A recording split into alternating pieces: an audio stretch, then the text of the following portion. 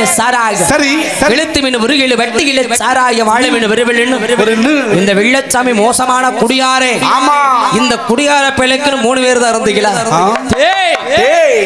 ஆனா இந்த வெள்ளச்சாமி கதை இருக்கட்டும். சரிங்க இன்னைக்கு இருந்தாலும் வாழ்ந்தாலும் உன்னோடதான் செத்தாளது உங்களோடதான சத்தியமணியடி சண்டாளி. யாரு வெள்ளையம்மா கண்ணிகள் யாத வயசு. சரிங்க கழுத்துல மாங்கலியம் அணியாத பருவம்